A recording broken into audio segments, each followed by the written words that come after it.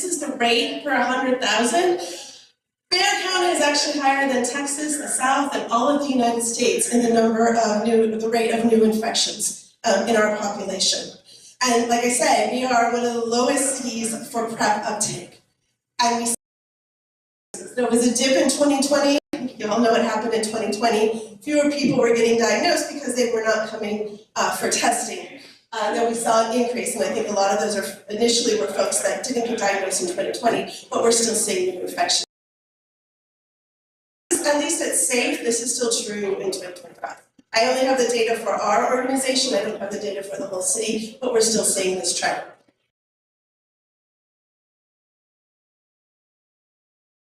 HIV. In the early 90s, late 80s, early 90s, there was a huge effort in the gay community because this was primarily an affection of men.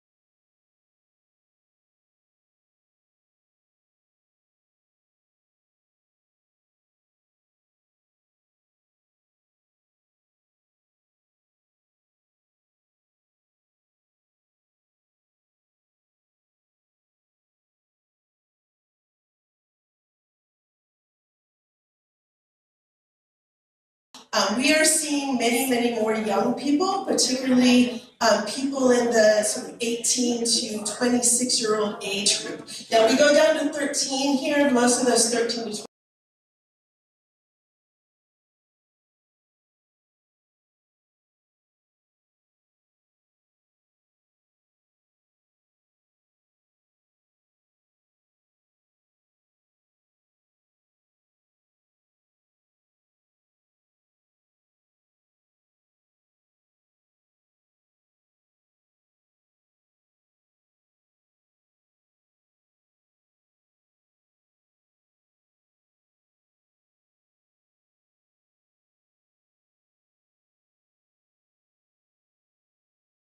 We changed our mission to really address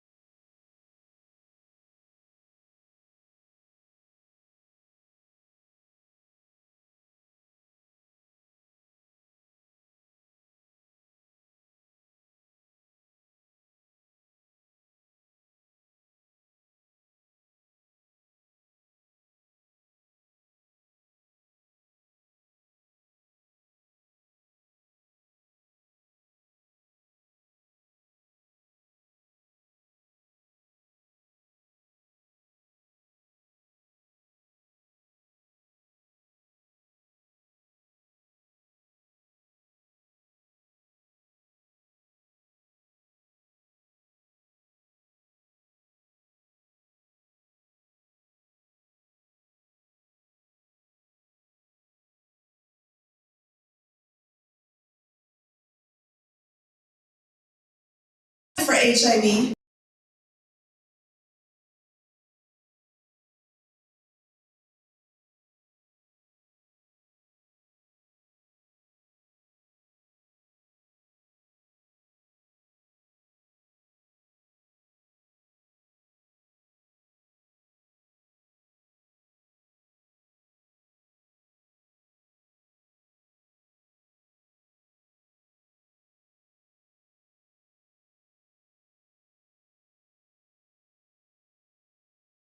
I call it HIV.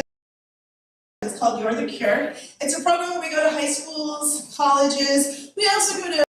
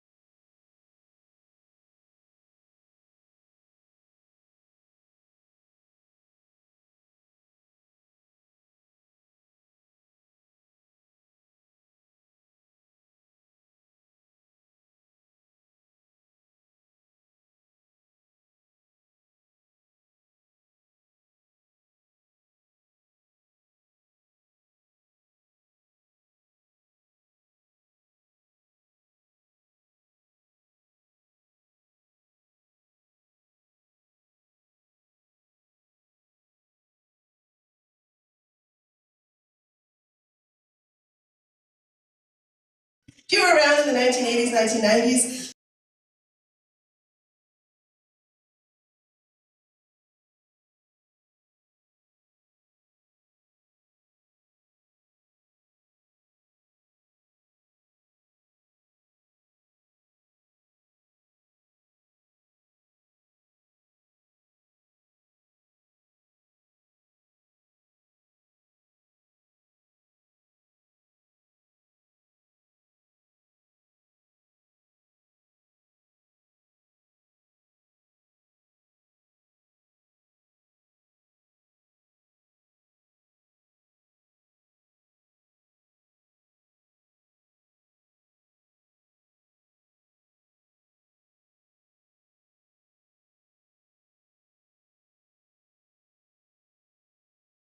of HIV or STIs. And so folks like to come to us for that. And it's completely free of charge to be tested. We provide condom distribution back to the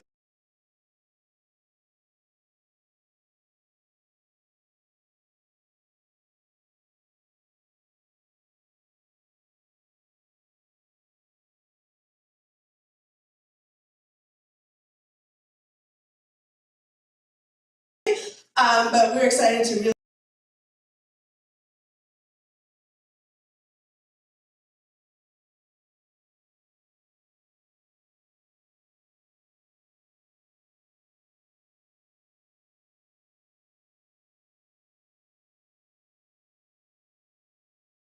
one of those new ones were from us. Over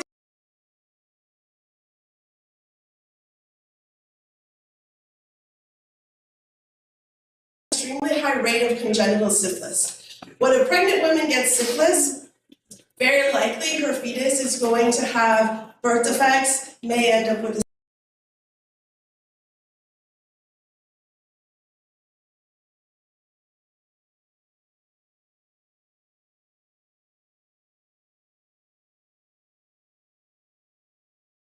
a San Antonio Mental Health, that if a pregnant woman is testing positive for syphilis, we send them to them and then they follow them and they make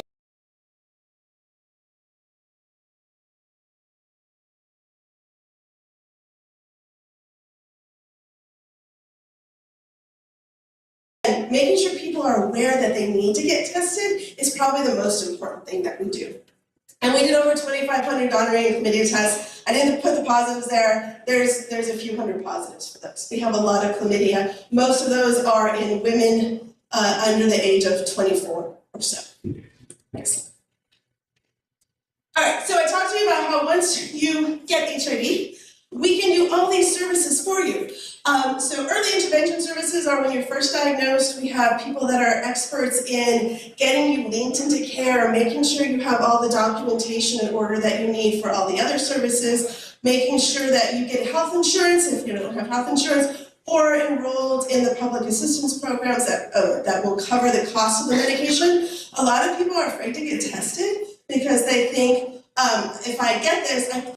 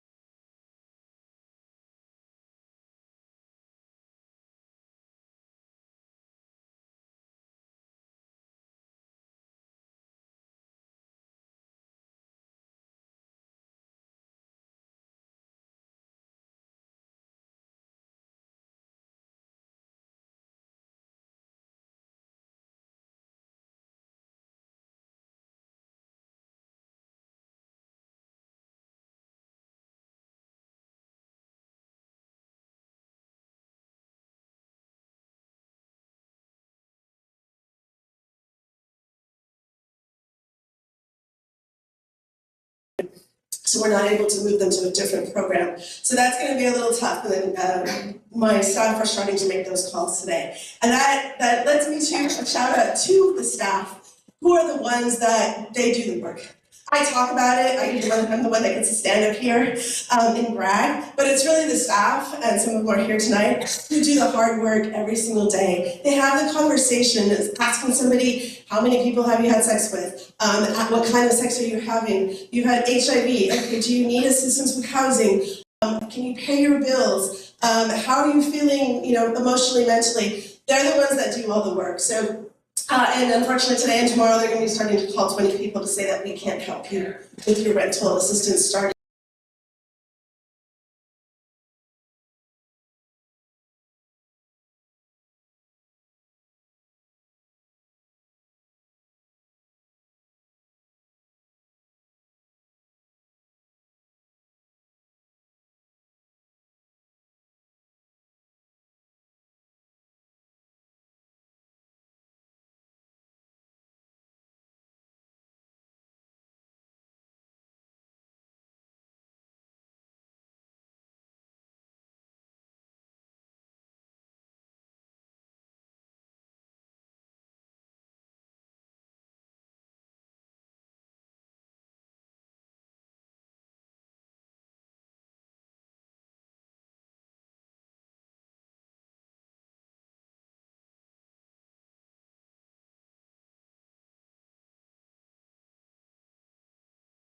Because we ran out of funds, we saw so many people. They are amazing, fabulous, fabulous folks. Next. And I told you we have a clinic. So, we started out as basically an AIDS hospice, a nursing care facility.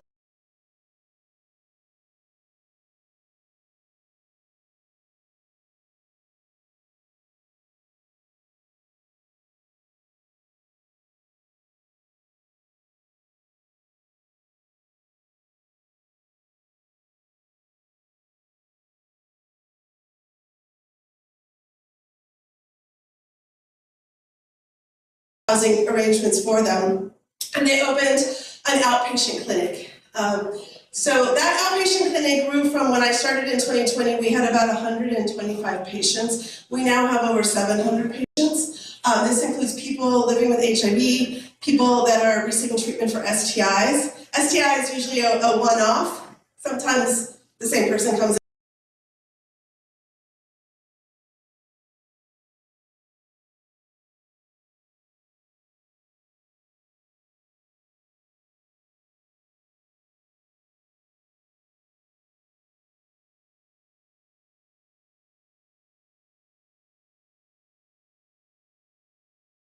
To call you, but I really didn't want to. It was really stressful, and so now they know they've had HIV for 3 months and they haven't gotten on treatment. They probably had it for a number of months before. Their CD4 count could be in a very bad situation, and unfortunately that does happen quite a bit. When you get tested with us and you get a diagnosis of HIV,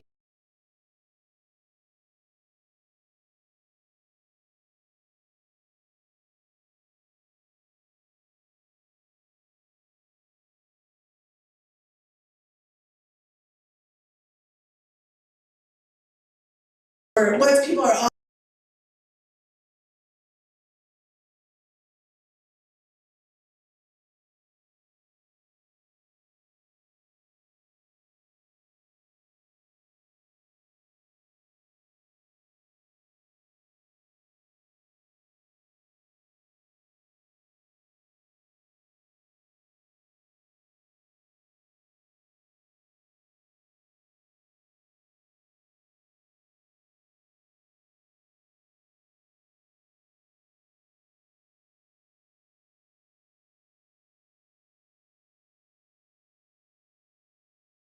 having that on-site pharmacy is really, really incredible, and it's done so much for our community.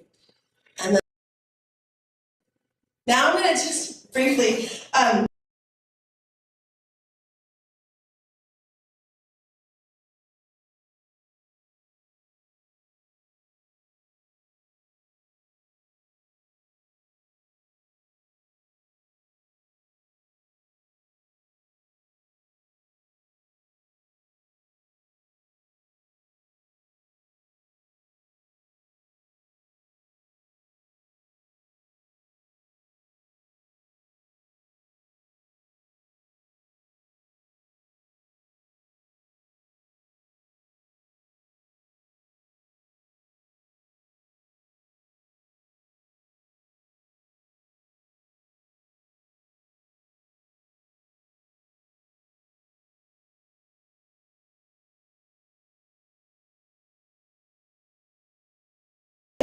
is also prevention.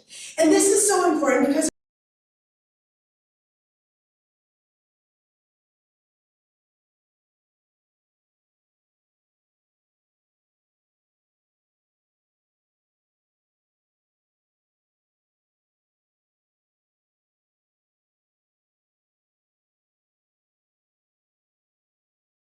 time trying to educate the community about U equals U and why it's so important. Destigmatize HIV infection.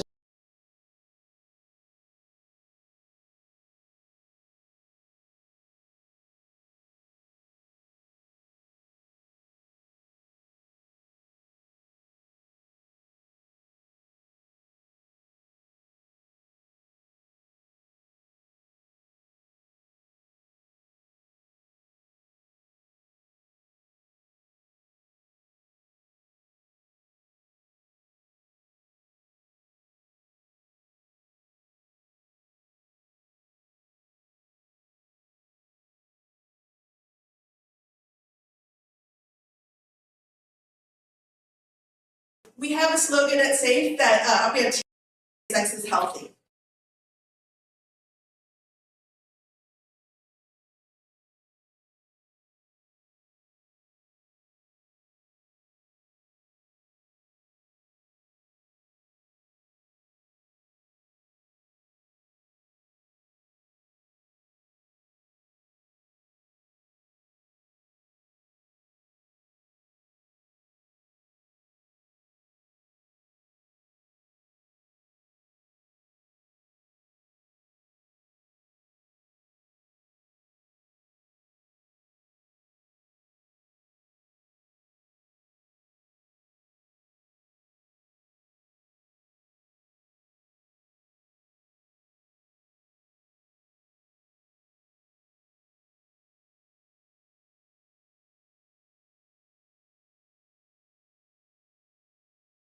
Diagnoses link into care.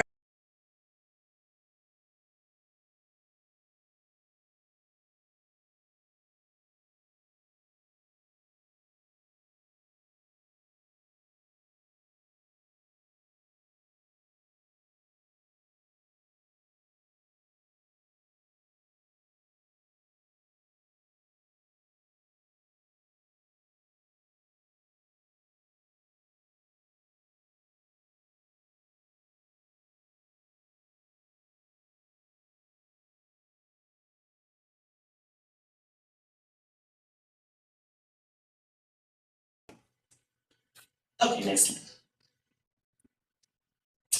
Now I know my theme is revelations. So I talked about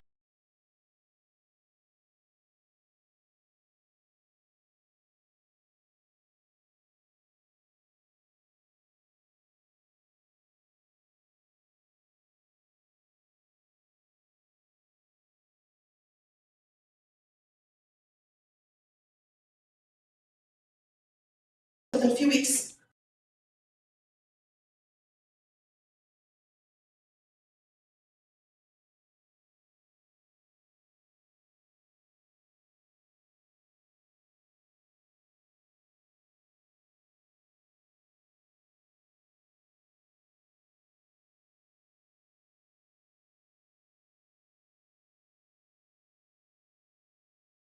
June 1st, I received a letter that said, you have to stop testing as of yesterday. We don't know that we can pay you anymore. The official government funds haven't come through. We had to shut down, partly because we needed to regroup. It took us a few days. We were able to say, okay, we have some funds from some other sources. This is what we can do. We have to kind of streamline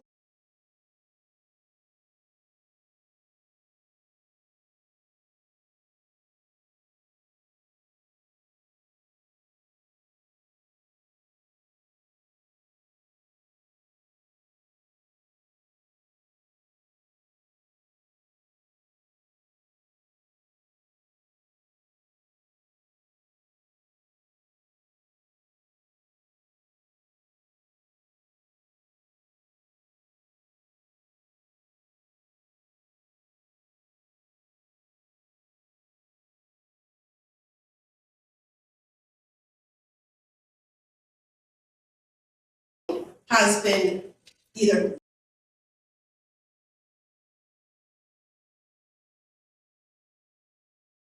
honestly don't know month to month, we're kind of waiting and seeing.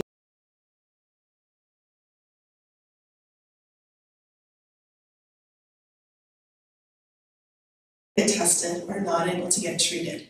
And that's a scary thing because we were really on the track. Remember that fast track cities, it's a worldwide thing. We're looking at dropping new infections by 300,000. But we're not going to be able to do that if we cannot, if we don't have the funding to do these tests. And World AIDS Day is December 1st. That's the day that we mark, honor the people that have passed from AIDS and renew our commitment to prevent from dying of AIDS. And this year, the federal government decided that we were not going to World AIDS Day.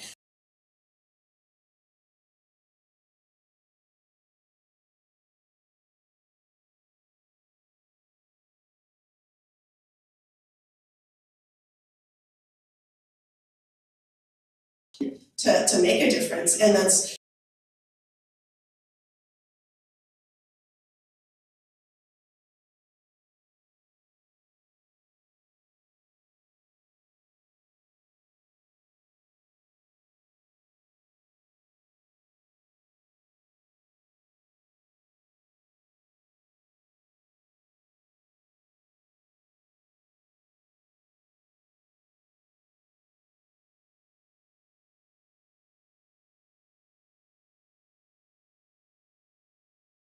so strong.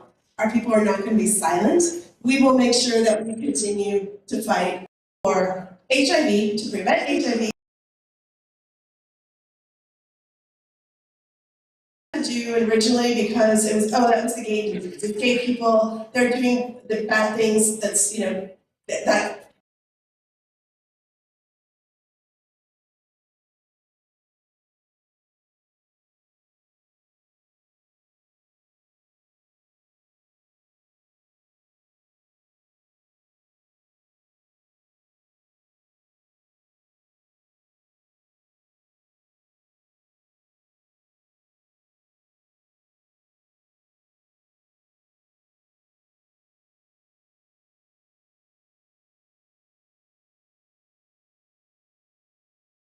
Twenty organizations that we work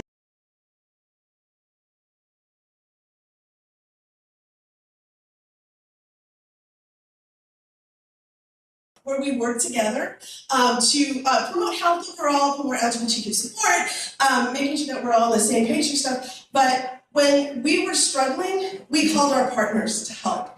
With Cornerstone San Antonio, if you guys are familiar with them, they do outreach for homelessness and mental illness and substance use. We, for the last 2 years, have had a project with them to provide syringes in syringe exchange efforts. They're the only ones in Texas that are allowed to do that. And then we provided HIV testing. Those syringe exchange efforts are working because in 2 years we found no new HIV cases, which is crazy. A lot of stuff is going on in that population, but not new HIV, which is great news. That syringe exchange is working.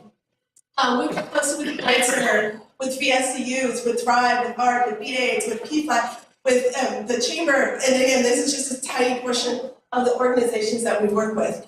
But I wanted to share this quote again because it has so much meaning to me, because I don't want to go back to the point that we're burying our friends. So to avoid that, we have to keep protesting, we have to keep fighting, because we want to keep dancing. And I'm gonna end this with something. If you guys were at the World AIDS Day, you're gonna remember this. Our address of our building. We've been at 818 East Grayson Street since 1991. The building is very old. It was built in the 50s. It's falling apart, it floods, it leaks, and it has a lot of energy. I'm often there very late at night. Remember, a lot of people passed through those doors. Many people died. In my office was a residential room for somebody dying of AIDS. And when I'm there late at night, it's usually because I'm writing a grant to get more money. And there's something you feel in it. My staff will say they actually see people and they talk to people and they have these experiences. I feel this energy when I'm there, and it's so powerful because I think I'm writing these grants to get money so I can do more to do this work. And I feel like I have hundreds of souls around me supporting me in that effort, saying, we're with you, we're helping you, stand on our shoulders, and we'll be with you so you can take care of the next 40 years. That'll stop.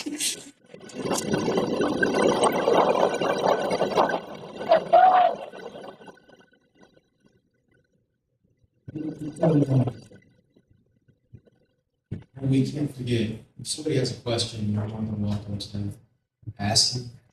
So are your targets, the slide that you have for, like, it are the first column for inspiring 1,000 cases, is that where we are today? No, we have more than that. So 2020, we didn't quite meet those numbers, and that's worldwide. And I don't know the number actually, to be honest, but we didn't meet it. But we set a new goal for even fewer new cases. No, we're not especially because they've dropped PEPFAR funding. So we were on track, okay, it's a lofty goal. It's okay if we don't meet it as long as we're working towards it, you know? But we're really not gonna meet it now with PEPFAR gone, essentially worldwide. In the US, we're still having funds, we're still able to do this, but worldwide we're not, unfortunately.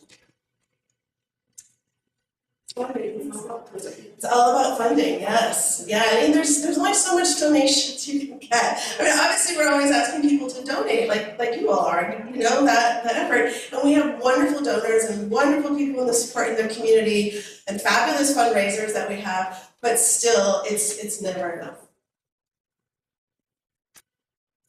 Yes, Lindsay? Why do you think there's such a stigma for PrEP if it's preventable?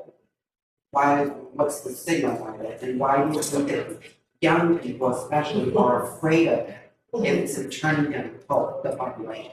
So I think it's unique to San Antonio, and I'm online a lot and social media and talking to people from around the country, and I remember this guy in Seattle, it's like, every gay man is on PrEP. We don't have to worry about HIV anymore. I'm like, where are you from? Oh, Seattle, okay.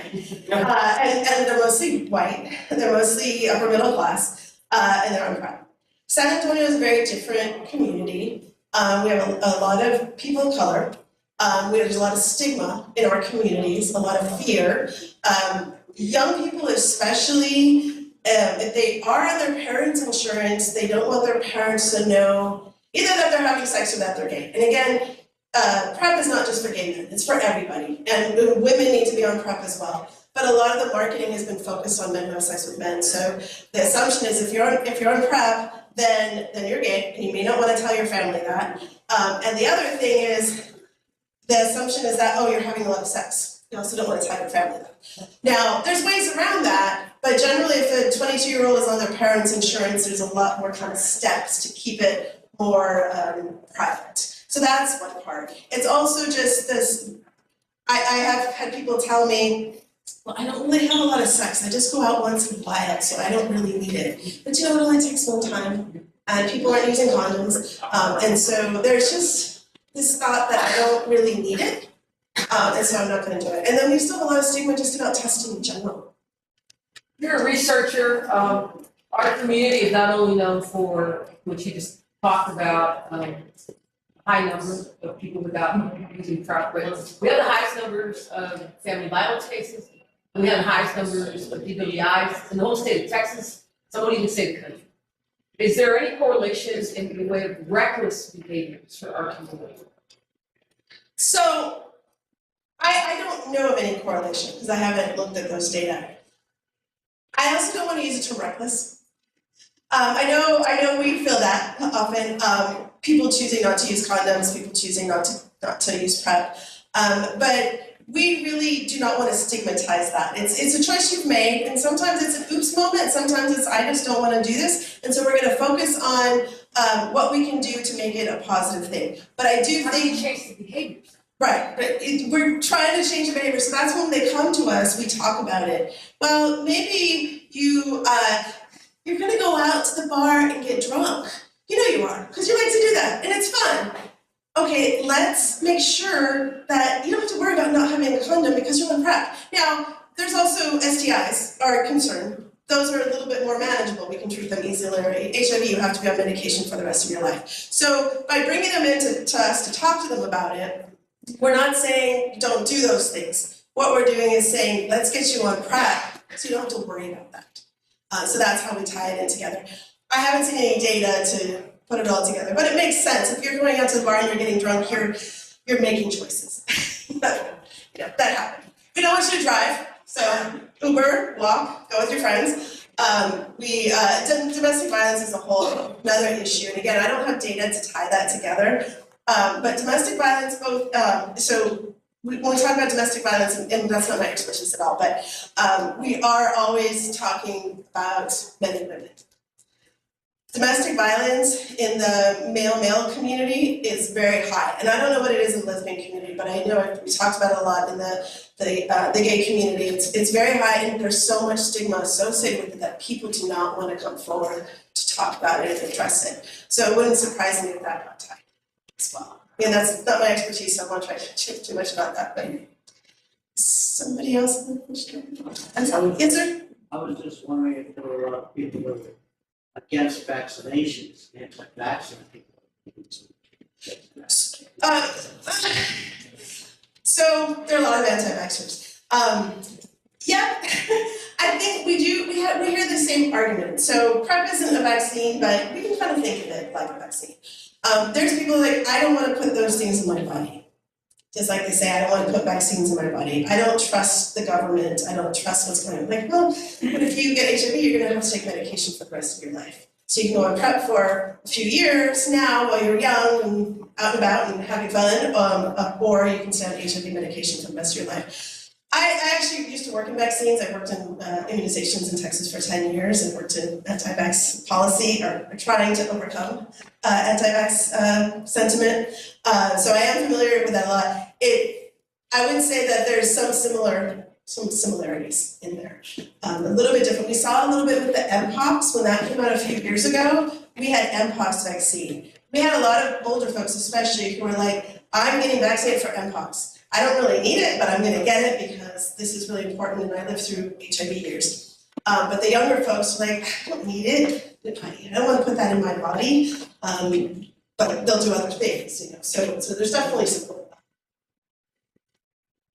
Yes. Yes, Julian? I heard a lot about the education, and I appreciate all of that. I also recognize that none of this can be done without fundraising. Can you talk about like one of the largest fundraisers for the Secondary AIDS Foundation? Thank you, Julian. I did not know that, but I appreciate that. Yes, so we actually have 3 fundraisers this year, and our Director of Development, Mary, is here that can tell you more. April 17th is our web party. Now, Secondary AIDS Foundation doesn't do your usual rubber chicken gala. Not to downplay anybody's rubber chicken gala. Our web party is a fabulous event.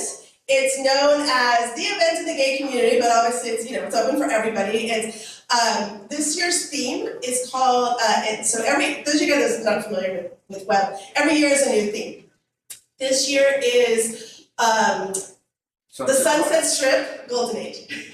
So for those that don't know, from the 1930s to the 1960s, the Sunset Strip in West Hollywood, it was outside city limits, and it was the place to go for Hollywood gay community. All the partiers went there, but it was specifically for the gay community because it was outside city limits, so they weren't targeted by local police. Around 1968-69, they incorporated, the police started raiding, and then so they moved elsewhere. There's a lot of different clubs, a lot of bars, a lot of fun places on the Sunset Strip. So we are turning 110 Broadway into all the different clubs on the Sunset Strip. Different areas are going to be different nightclubs with different themes, different music. There'll be the Whiskey A Go-Go will be out in the alley. We're going to have the Cotton Club, which is a poker bar, all sorts of things like that. People dress in costume. You don't have to dress in costume. You can wear your jeans and a t-shirt. But you will want to look fabulous because I guarantee most people are going to look fabulous. We are going to have amazing entertainment during the night, and it includes, your ticket is inclusive, it includes drinks and food and entertainment for the evening. So it is absolutely, it's a wonderful, fun event, and it raises money for a really important cause. Thank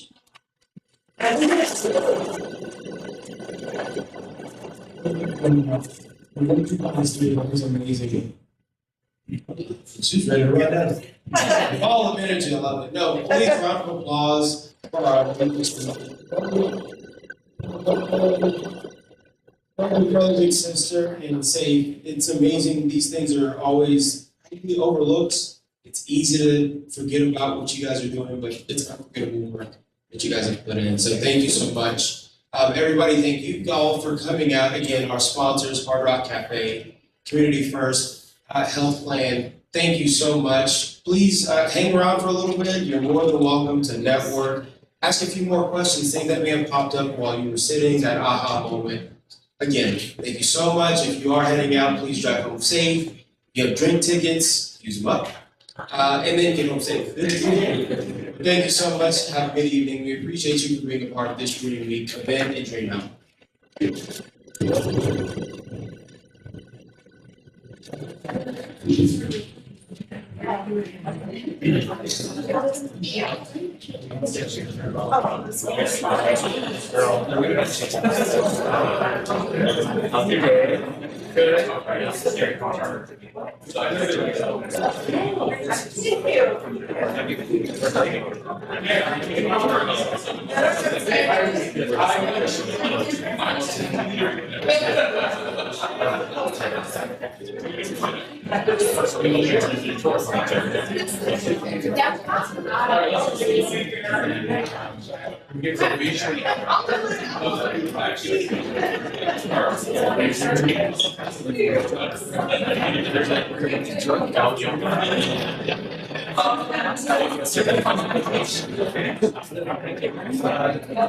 So it's going to be really fast. I hope it's okay. I plugged in my battery. Oh, thank you, Anthony. See, But I don't know if that like interrupts anything. I don't know. it didn't. but I was We just weren't like, even recording the first half.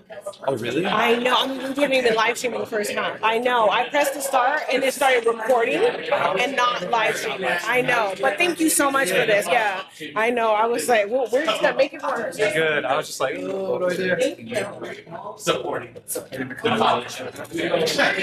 One. Charity. To work, just another day I work. Yeah.